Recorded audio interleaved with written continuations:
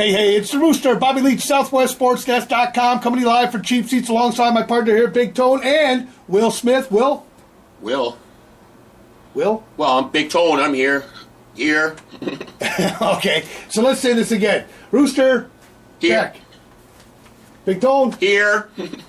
Will? Well, No Will. Let's see if we can get Will on speakerphone. You know, hey, this is a great thing about technology these days, is you can use technology as your friend. Technology is our friend. next time, if you get him on speakerphone, he can do it from speakerphone. You're going to be Skyping me next week. I'll be at home Skyping. Well, I mean, you know, it's football season this year just isn't the same without the three of us sitting here, going at it, under these lights. So, this is Sunday night lights. They got Friday night lights in football. Yeah, we're Sunday night lights. We like to tape on Sunday night. Jesus, Manny and Joseph. Where's that guy at? All right. So much for technology. What do you think? What are you going to do? Okay. Hi, man. So welcome back to reality here, and back to your chair and all that good I'll stuff. tell you, I saw Cheap Seats last week, and it was like a cry for help. So I'm back. How's everybody doing out there? Yeah, they only cry for help. Cry for help. What do you read anyhow? What did you find in there? What did you find interesting in the? What did I find in interesting? the I'll prep tell you. report? I'll tell you. Prep report. Farmers Insurance, good ad over here on campus. Curry takes football reins. Now is your chance. Now is your chance for what? There's some guy lifting, and was this what the guy threw up on film? Yeah. Oh boy. Yeah, that was pretty good. Well, hey, we got a lot to talk about, a lot to cover this week for the show. We got a chance to sit down with Steve Mongo McMichael. Steve And Mongo. for those of you guys who don't know who Steve McMichael is, he's a Super Bowl winning. That always deserves a high five if you're a Bears fan. I'll tell you. Maybe two. Still a high five. 1985 Chicago Bears Super Bowl winner Steve McMichael, who is also a sponsor of our Cheap Seat show and website. One of the sponsors, along with Fat Rick. And Fat Ricky's restaurant's been with us since day one, and then also Garrett Insurance. Garrett Insurance. So we've got I'm going to need some insurance, new insurance. My insurance is too high. He's definitely going to need some insurance. But in any event, we got to sit down with Mongo and talk football, and he had a lot of interesting things to say. I mean, my favorite player, I think, of all time at the professional ranks is Walter Payton. Walter Payton, Class A. Walter Payton. I don't care what anybody says about Walter, Class A. Check out what he had to say here about Walter. Walter Payton. I have to ask this question because, personally, I think he's one of the most one of the football players I think I've admired most in lifetime. What was it like playing with him? Was he really the type of person that fans believed him to be? Yes, he was. He was all things to everybody. He was a chameleon of a man. Everything, because people like different types of people. Their personality or whatever, you gravitate to somebody like you. Mm-hmm. He related to everybody. It was unbelievable. He would have been a great politician. I related to him, the big brother I'd always wanted in my life. That's who he was to me. And, when he passed, how difficult was that for you? And tragically, there have been a few passings lately. The first thing that came to mind when I heard he had died is that old axiom, the good die young. Good people are gone too fast, aren't they? Yeah. I don't care if they died 100. If that was a good person, they're going to be missed. So, honestly, man, I mean, it's good to hear that Peyton was everything that we thought he was, as fans. I mean, it's just good to hear that somebody else that played with him and was side by side with him and saw, how somebody really is when they're off camera and off the field. And it's just good to know that his memory that I have of him as a kid growing up, and probably you have as a kid growing up, is unblemished. I mean, he was a class act, Mr. Payton. Yeah, Barry Sanders. Barry Sanders is a great running back for the Detroit Lions, but I'll tell you what, he got nothing on Walter Payton. Yeah, Barry Sanders, another great running back. It's always the Midwest backs, that do real well, unless you're a Packer fan. Packer. If you're a Packer fan, I got to do that. Oh, boy. Yeah, that's not going to go over well in this town, but hey, the Packers are what they are, and there's a reason why they're called the Packers and why they're up north. That's why they stick them up in Green Bay, because, they don't play nice with people, so you got to stick them as far away from everybody as you possibly can. Packers. Yeah, so in any event, I There's some cheap shots, so I was looking through some of that, looking at Mongo. Steve had talked a little bit about his career, but mostly we talked about high school football, and I really like what he had to say. I mean, the whole thing about, working in the oil fields and then having to run the football practice. I mean, you guys think you got it tough in high school football today? That was tough. And what did he say? Take a look at what he said here about when he left the field at the end of a game at an opposing field. I mean, this is how seriously Texas football took it. Well, you played in Texas in high school. Talk a little bit about how. Friday Night Lights. Talk a little bit about that. The story, baby. Leaving the little district rivalry towns, we know to get in the floor of the bus because leaving the town, rocks were coming through the window, and I swear bullets sometimes. I don't. But yeah, it's a pageant down there. Did you enjoy high school? If you looked at your career, looking at high school, college, pro, where did you have the most fun? I mean, the absolute fun. This one no kid should ever want to grow up. You get in your teens, I'm a grown man now. Why? That's when the responsibilities are going to keep you right in the boo-boo, baby, when you get up and get in the real world. Stay a kid with, you got nothing to worry about but a sport or school if you're interested in that. Your parents are taking care of the room and board, right? Right. Man, who don't want to stay a kid forever like that? It's out in the real world. That's what everybody tries to get a pension for, so they can sit around like they were an adolescent again. Beautiful. Hey, man, that sounds like the old neighborhood, right? Duck and cover, rocks coming through the windows, and like he said, he swore bullets sometimes came through the windows, but, He also said, he also made a good point about it takes a village. It takes both parents to, with their children and everything. It does. It takes a village to get everybody together, and with football season in full bloom right now. I mean, we're starting the first full week of football, and I got to tell you, man, 2 weeks away, less than 2 weeks away from game day, and the jitters are going to start coming out. There's going to be a lot of questions answered really early on. I mean, there's some big games that are going to happen in that first week. Yep. And I want to talk about the first game I really want to cover is Providence and Joliet Catholic. Yeah, that would definitely be the game of the week. That's going to be a heck of a game. I mean, Providence has got an incredible defense. They're returning a lot of their defense from last year. They've got a decent backfield offensively, but their strength is going to be their defense.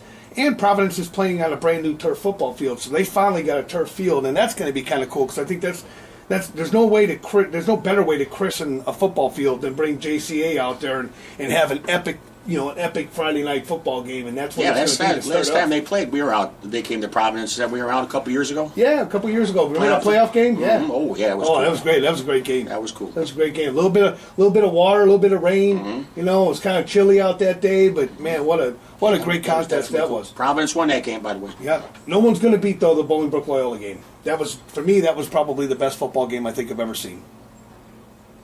I think it was the best football, given the conditions, the swirling wind and the rain and the fact that they've never won. I mean, come on, man. And you got a public school against a Catholic private school, powerhouse after powerhouse. That was great. That was a great game. That's the game I saw it from the press box. Right, that was a monkey mouth. Yeah. That was a pretty tough one out there. I don't know. I mean, looking ahead, we broke down the SBC and honestly, I think the SBC has done. Is going to have a tough go at it this year. I mean, they're going to be a competitive against each other, but coming out of there, I really want to see how they're going to do outside conference. I think the only team that really catches my attention early in the season is Plainfield North. Mm-hmm. Plainfield North is going to be returning an awful lot of kids, and I said it last week with Will. Is that I think Jay Roberts may be one of the best running backs in the area, and could prove to be just an incredible person to have to stop. So I really like Plainfield North. I like their chances, but looking at the SBC, I think there's so much parity in that conference this season that it's going to be hard to tell who's going to finish up on top. There's going to be one team that's just going to steamroll everybody else, and everybody else is going to kind of fight for another road. Yeah, Plainfield East I think is going to be pretty good though too. I mean, Brennan Rampa is, he's an Air Force recruit, linebacker for the Bengals. We've talked about him before. You know, I like that. Tyler Lancaster, big offensive lineman. I mean, he's aces, man. That kid's aces. Northwestern recruit. He's going to go to Northwestern. Joining Malin Jones. He's going to be able to block for Malin Jones at some point. Yep. So outstanding. Yep. Another good kid. I mean, there's just a lot of good football to be seen coming up. But let's talk a little bit about the Southwest Suburban Blue Conference. Oh, that's our favorite conference, huh? That conference is going to be up for grabs. First of all, you know, we've talked enough about Bolingbrook. I think we know what Bolingbrook has. I mean, they've got Aaron Bailey, which, you know, everybody's going to point to that. And like I called it, you know, last week I think I called it Bailey Brook. Yeah. You know, I'm changing it to Bailey Brook. DJ Pruitt still? No, DJ Pruitt's gone. He graduated. Yep. And, you know, we're going to miss DJ, man. DJ awesome, is a fun guy to come find. Fun guy to cover. Yeah, but again, you know, I think Bolingbrook is going to have they're going to have some challenges though. I want to specifically let's talk about Homewood Flossmoor. Wait a second. Guess who that is? Will calling in. That's Will. Will's calling in. Oh, we got to take this call, Hold everybody. on, wait a second. Hey, Will. Hey, welcome to Cheap Seats here, Will. We got you on camera, and we were just down to see how you're doing so the fans could hear you. Hey, Will, it's Big Tone. How's it going?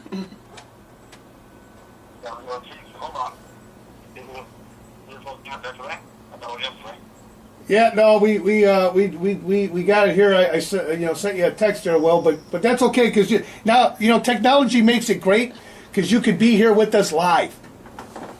I think. What do you think about Homewood Flossmoor, Big Tone? I mean, do you think? You got to see the coach last year. I mean, they've got 4 new coaches. Head coaches. Well, I won't say they have 4 new coaches. They've got a head coach. The head coach from Portage, Indiana, came over and joined them as their offensive coordinator this year. So they've got 4 former head varsity football coaches on their sidelines. I mean, they're going to be really well coached and put together. And, there's a lot of folks that are saying that Homewood Flossmoor is going to be pretty tough this year. No, they're well-disciplined. Well-disciplined team. They were well-disciplined last year, covering them. You know, they made a few mistakes. You know, Naperville North, they could have beat Naperville North last year. Yeah, I think, last year, quarterback Timmy Williams, he just had a really uncharacteristic, bad day. I think they had 6 turnovers, if I'm not mistaken, in that game. Yeah. And that was rare for him. You got a 6'7" quarterback. He can see a lot of stuff downfield. But honestly, I don't know that I don't know that HF is somebody that we could just dismiss this year. I know they graduated a lot of their kids from last year. They got 8 starters and their offense are gone, so they're going to be replacing a lot of kids. All they're doing is reloading. That's all. But, and again, their coaching staff, the kids bought in. Remember, at the end of the season last year, we talked to some of these kids at the end of the game. The Vikings players had said, seriously, that they just bought into the program. They bought into what he had to say. And when kids do that, they can be very dangerous. Mm-hmm. So, so Will, I'm kind of thinking, maybe Homewood Flossmoor's got a chance this year in the SBC and could be a sleeper team. Oh, yeah, definitely look to see them doing some positive things. And you have to look at the playoff experience over the past 2 years, winning 4 playoff games in 2 years, not bad. So, I mean, they're definitely not a team that you can overlook, especially when they get out of conference play. Yeah, and then you got to start looking at the rest of the conference. Outside of who I think HF could be one of those teams that ultimately they comes right down to the wire. It's the games in the middle of the season when HF is playing Bolingbrook is playing Lincoln Way East. When the 3 of those teams kind of meet at the beginning of the October, I think is when they start actually. Mm-hmm. When they start seeing each other. In that point, that's when you're going to find out who's going to take that conference. Yeah. Because Bolingbrook could trip up. I mean, Bolingbrook's defense is young. They're going to be full of mistakes early. They're going to be over-aggressive. They haven't, the talent certainly is there to be as good as they were last year. But you got to be smart when you're on defense. And I think sometimes, and all the defenses, they're scheming to stop Aaron Bailey. Oh, absolutely. Scheming. Yeah, they're going to scheme to stop him. But like I said, I don't care if you build a. You build a 20-foot wall in front of the end zone, this kid's going to find a way to get into it because he's that good. But I don't think you can stop Aaron Bailey. But I do think that teams will be able to score against Bolingbrook this year. Mm-hmm. And that was one of the positives that Bolingbrook had going from last year is their defense shut people out. They just, Bailey just kept pounding the ball at him, run, just kept pounding the ball. And it was a field position game. And before you knew it, in many cases it was 21-0, 40-0 by halftime. the other team couldn't get out of the gate because their defense was just so, They were smacking them. They weren't beating. They were smacking them around. Yeah, and they left a short field for the offense. They'd have to, 3 downs and punt. They were 3 and outs, and Raiders got the ball about midfield, and 3, 4, 5 plays later, they're in the end zone, starting all over again, and that's how you run a score up real quick. And once you get to somewhere along the lines of 35 or 42 to nothing, and when you get to that point where it's 40 or more to nothing, game's over. Yeah. I mean, I don't care how good that football team is that you're playing. I don't think any kid is going to think, hey, we can come back from down 40, especially against this Bolingbrook squad. Not 6 touchdowns, no. So, I'd like to think that Bolingbrook has got their opportunities this year, but Lincoln Way East graduated a lot of guys. Your boys, man. I mean, Blake Winkler, J.J. Stokes, all gone. Yeah, they got a senior quarterback from last year. They got Yancey still, wide receiver. Yeah. They got a few good running backs. I can't think of the name because I haven't been out there, but I'm coming out there tomorrow. Okay, I'll be out there looking at them. But like I said, coach, he just retools, just like all good teams. They're a sophomore, freshman team. They're outstanding. They're feeder programs. They're Frankfurt Blues and Grays, whatever, from the little Pee Wee program. They outstanding. Well, I'd like to see what happens with with Lincoln Way East this year, but I don't have as much faith in them as you do. I pick them to go 6-3 on the season. You didn't have much faith in them last year. Look what happened. I just want to say, okay. The one thing that I have faith in is our coaching staff. I mean, Rob Zonar's an excellent coach, and he sure is. And he's got his stuff together. Let me tell you, I mean, if anybody that plays for him is going to want to play hard. I just think that HF is going to have a breakout season this year. They're the team that, like I said, I think is the sleeper. And if Bolingbrook gets by Lincoln Way East this year, which they should, but if they were to get by Lincoln Way East, where are they playing Lincoln Way? Are they playing at Lincoln Way East? They play at Lincoln Way East. Ooh. Yeah. I still think Bolingbrook wins at Lincoln Way East. Tough place to play. It's a tough place to play, but are you going to be able to cover that game? Because I don't think they're going to let you in the stadium, man. No, I think you're going to go cover that game. I don't think. Yeah, I don't know. Will, are you going to cover that game? Yeah, we'll send Will. Yeah, Will. We're gonna send Will. I don't think they're going to. From last year, I don't think they're going to let Rooster in the stadium. yeah. I think we picked them to lose. I didn't pick them to lose. No, but I picked them. You know what? But listen, I had to walk a long way. You know what he said, Will? He goes, "I got to walk a long way. They're going to lose." Okay, and sure enough, and they lost. I had to walk a long way. They didn't. Everybody at Lincoln Way East. If you hear that, Coach Zonar? You're watching this now. The press should have a parking pass. We should have a parking pass. Okay. Right? So we should have free hot dogs too, but we didn't get free hot dogs. So. Yeah. Well, in any event, they lost, and it was kind of a shocker though too. I mean, to see East get blanked, but it was Wheaton Warrenville South. I just can't believe that anybody was able to shut that offense down. Mm-hmm. The most interesting part to me was I didn't get to see a Tarzan package or anything special that they had planned up for South the way they did for Bolingbrook. Yeah, I mean, that was unfair. Yeah, well, I mean, I'll tell you what, this season is going to be an oddity. I think you're starting to see. I think there's going to be some changes in the Southwest Suburban Blue, and they're coming. I think Homewood Flossmoor is going to make a run to sit on top of the conference like they did, in years past. I just think that their program has come that far. And they've got an awful lot of numbers, and they've hit the weight room hard, and they're going to be an awful tough team to stop. Bolingbrook's going to have their hands full. I think Bailey is the one X factor that changes how you play Bolingbrook, how you approach the Raiders. But, that aside, Bolingbrook, Lincoln Way East, and Homewood Flossmoor, everybody talks about them year in and year out, and even throw in Lockport there. And I think Lockport's going to struggle a little bit this season. I don't think they have playmakers. Nah, Lockport surprised some people. They'll surprise people. I think they got a decent team. They got a decent run game, but 3 yards in a cloud of dust just isn't going to get it done in the blue. I mean, you have to have playmakers against teams. Lockport wasn't considered a throwing team last year, and they did all right. Well, I mean, team speed this year is going to be an issue. Again, Lockport has to beat some of the teams that they're accustomed to beating that I think they're going to struggle with, like Joliet West.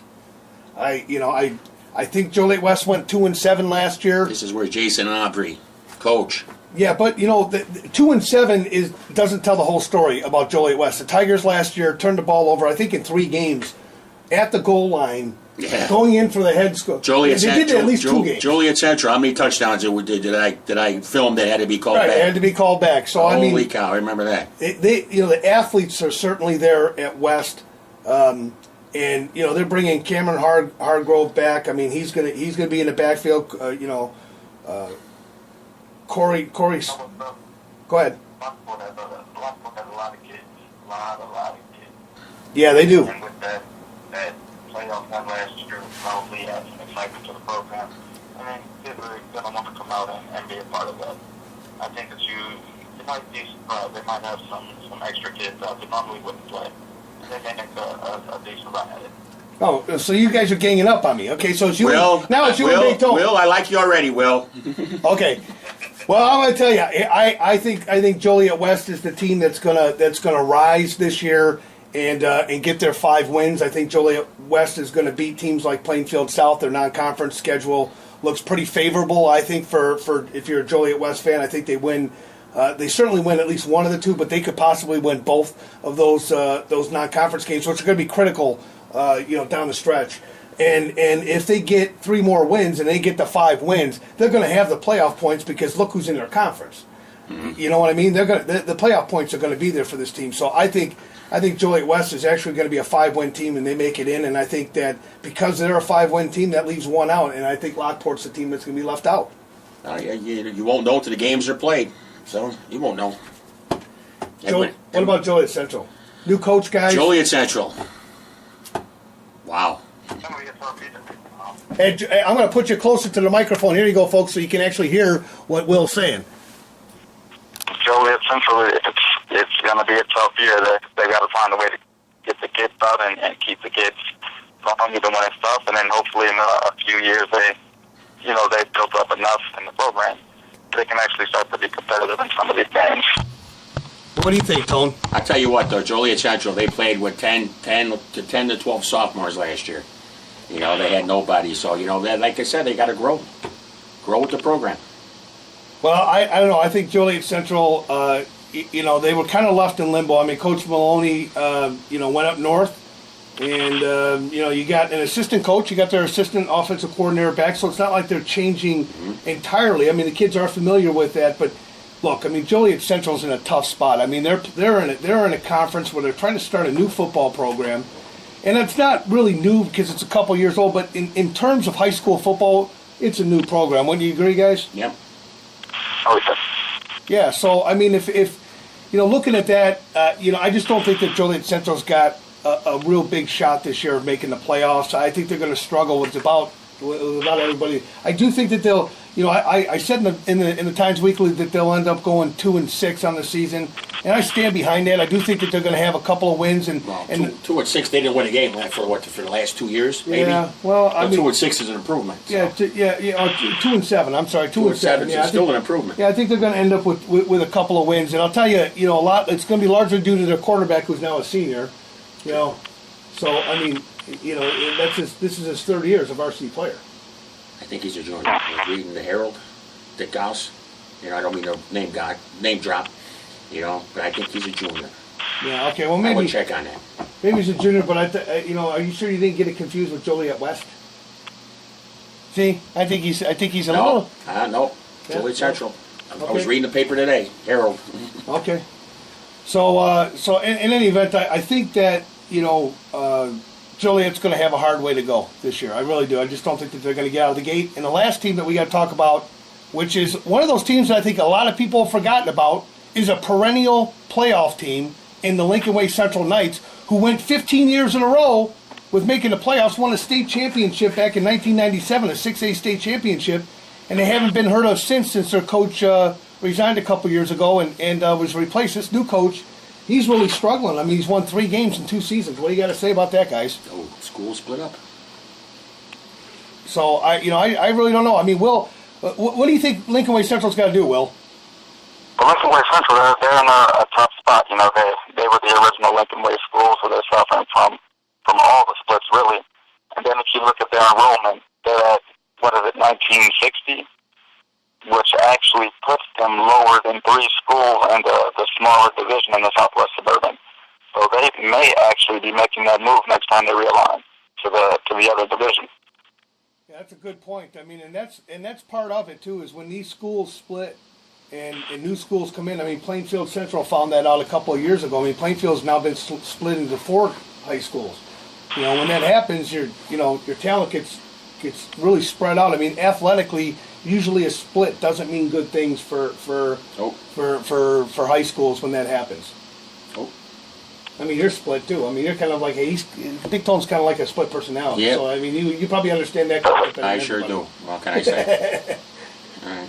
So again, I think Lincoln Way Central is going to struggle. I think they're going to be at the bottom of the heap, and I think that Joliet Central's got a chance to beat Lincoln Way Central this year. And they both got turf fields. They both got Good concession stands. right. They both got good, and they both need a win desperately. So at least one of those teams are going to walk away with a win. I just don't think it's going to be Lincoln Way Central this year. I think Joliet Central will get them. No, correct. So and then let's talk a little bit about who do you think. Of those 2 conferences, who's going to win the Southwest Suburban Prairie Conference, and who's going to win the Southwest Suburban Blue? Tony, I'll let you go first on that one. Who wins the Southwest Prairie Conference? Who wins the Southwest Suburban Blue? Well, I like Plainfield North, and I got to go with Lincoln Way East. Sorry, I'm Lincoln Way East till I die. Okay, so we got Plainfield North and Lincoln Way East. Will, who do you think's going to who do you think will take those 2 conferences? Who will walk away with those championships? Why?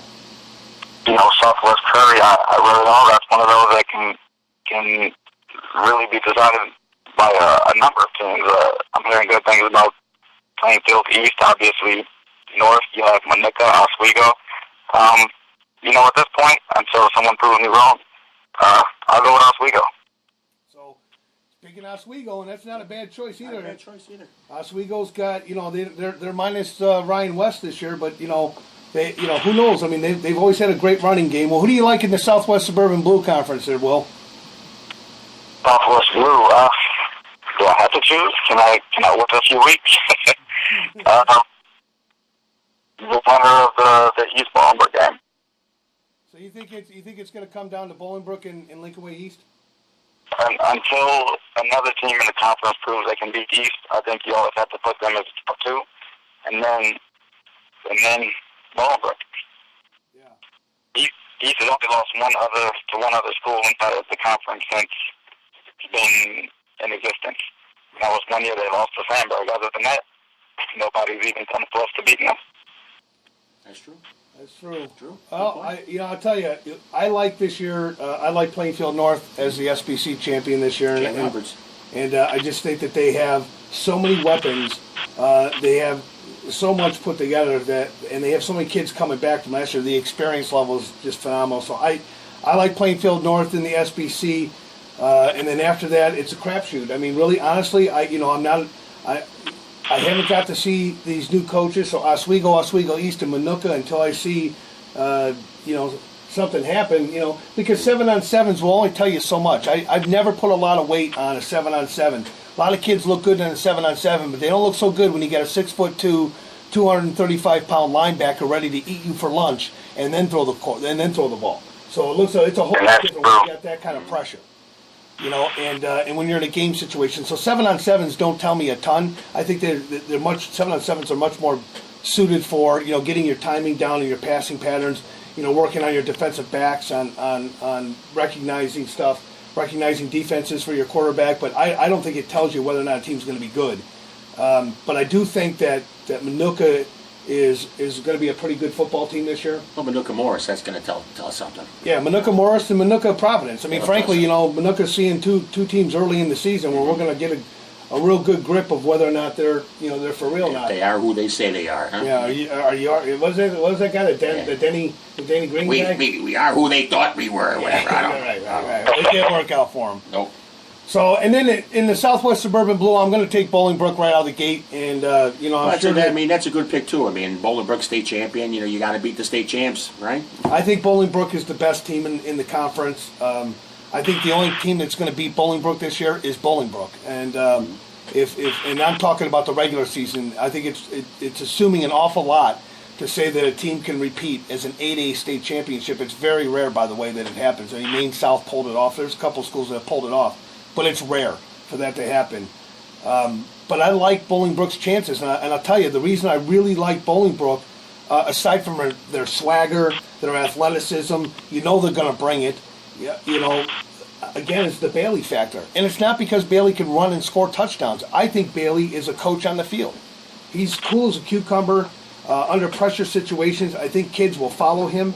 And he's a leader. And I think he's the best leader in the conference. So I really like him. The only team that I'm worried about for Bolingbrook this year, conference-wise, will be Homewood Flossmoor. I think Homewood Flossmoor is going to shock a lot of people. I mean, I think they shocked a lot of people last year getting as deep in the playoffs as they did. But I'm telling you right now, Homewood Flossmoor, the Vikings are going to come out and they're going to rattle some people's cages this year. I think they're a better football team this year than they were last year, and I think that they could take it to Bolingbrook. I mean, they match up pretty well with Bolingbrook right now. Speed for speed, pound for pound. HF has got a history behind them. They got a coaching staff that is every bit as good as any other coaching staff in the conference. Yeah. And if they get some wins early, especially early, and they get off to a fast start, look out, because the Vikings could shock a lot of people and run through this conference. They got to stay consistent. They weren't consistent last year. When they played Bolingbrook and they played Lincoln Way East, and they got their. Oh yeah, right. Oh yeah, absolutely. Yeah. So we talked. Go ahead, Will. The thing about HF is unlike last year where they had a few cupcakes to start the season. They're gonna in week 2 they're gonna be playing Stevenson, and that's gonna basically let them know what they have to work on and what they have. So they're not gonna have those question marks going in the games against Lincoln Way East and Bolingbrook. I think they'll be better prepared this year. I think they'll be better prepared, and if they beat Stevenson, I think that's gonna make darn sure that those teams are gonna prepare better for them and not take them so lightly, because they're definitely not a team that I would take lightly this year. They're not a team that can take over Flossmoor. Lincoln Way East and Bolingbrook, they won't take them things lightly. Well, we want to thank you for tuning in for another edition of Cheap Seats. We promise this is going to keep picking up. I mean, we got a lot to talk about this season. We got a lot of video and stuff that we're going to be getting here in the next couple of weeks, and we're just starting to, stretch out and get into our seats. And Will's seat's right here, but he's not here yet. But he'll at some point we'll get all three of us on camera at the same time. I'll be there next time. You gotta stop changing the time on me. Time, Rooster. Yeah. So we'll make sure that all three of us are here the next time. And but we want to thank you guys for tuning in and checking out our website. And if you have any questions, comments, quotes, suggestions, feel free to leave us comments on the site. We'll get back to you as quick as we can. And like we always say, go Raiders! Go Raiders. Football good. Cubs baseball bad.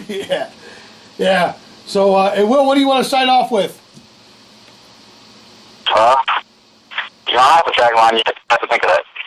Yeah. Okay. Well, that's pretty good. But here's the Magic 8 Ball. Just want to let everybody know that after breaking the last two, this one will not get broke.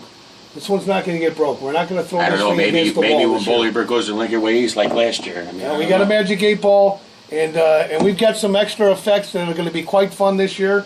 We're looking for the little football. Remember the football game you were talking about? So I think Big Tone has got a line on a football game that we can. We're going to have all kinds of magic tricks to tell you what the scores of all the games are going to be this year. So tune in. Highlights too, magic tricks, the whole bit. We're the greatest show on Earth, Turf, Nerf, something like that. Internet, Internet. Yeah, we're computer. So we just want to thank you guys. We are a show. Look, we got Will talking through the phone. We are a show. All right, we'll catch you right here next week, right? Next week, guys. Well, I'll be there. All right, man. So we'll catch you all guys next week, right here on the Cheap Seats. It's been a production of SouthwestSportsNest.com, home of the playmakers and game changers. Remember, do your best. Get on the nest.